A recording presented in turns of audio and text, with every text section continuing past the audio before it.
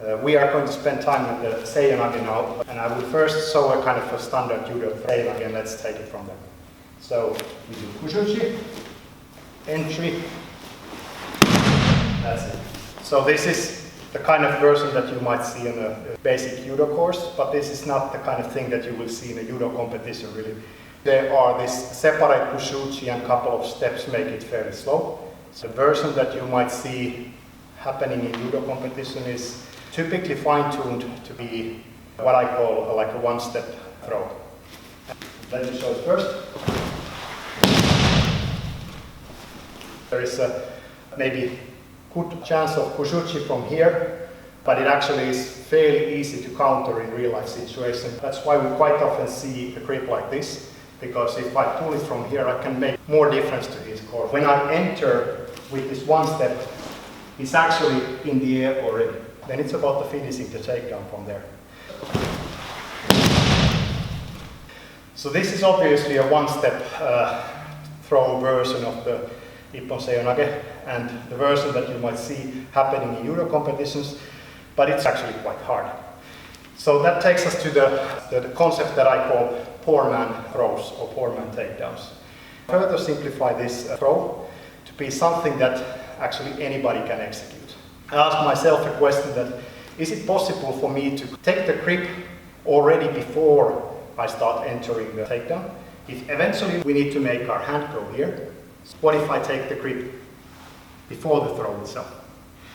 Now that I do this, I no longer need to worry about changing my hand grips at all, making it easy for me to worry about my step for the throw. I could do different kind of one-step entries here, but what is actually fairly easy to do is to jump on your knees, and many people can learn that. So what we will have right here now is throw like this. There was still a problem with this takedown. Let's say we didn't worry about too much of the landing thing. Now that I was turning full 180 degrees, it actually made it quite vulnerable for my opponent to either roll away from the throw or take my back, put the hooks in and so. Why I was kind of giving my back was because I was turning my back too much. So what if I would just simply turn less? I will first take the grip, but now instead of the 180, I will actually turn on 90 degrees. And I prefer to go right in the middle of his feet. That way I can get the momentum going that way. And also in the end, I need to make sure that I'm pulling with both hands and I'm kind of rolling on top of him, just to make sure that I rather land on the side control than giving him it back. I still need to worry about creating the setup here. And if I want to jump under him, what I want him to do is to help me with that. If I want him to go up, I need to pull him down. After I got the setup going here, what I want to do, I want to cool him down to make him react, and once I feel that he starts coming up, that is the timing to execute the takedowns. If I know that this is the setup, how I want to end up, it basically simplifies my gripping game as well, because I can focus on landing this grip first, and at any point of time when I feel comfortable, I kind of just put this grip in, grip his shoulder from here. And as I keep pulling all the time, it doesn't really matter if he starts circling around or something like that. I can still do the exact same takedown, ending up on the top of him.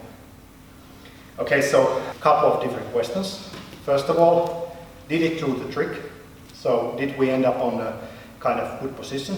The second thing, is it easy to execute? And is it easy to learn? I think they go kind of hand in hand, because if it's something that you can learn fast, you can master faster than whether it's a complicated throw. And the third thing that I would like to check always is that, does it feel difficult to counter from my opponent point of view? Like ask your opponent, but how does it feel, and can I do something to make it harder to counter? So let's do one more time.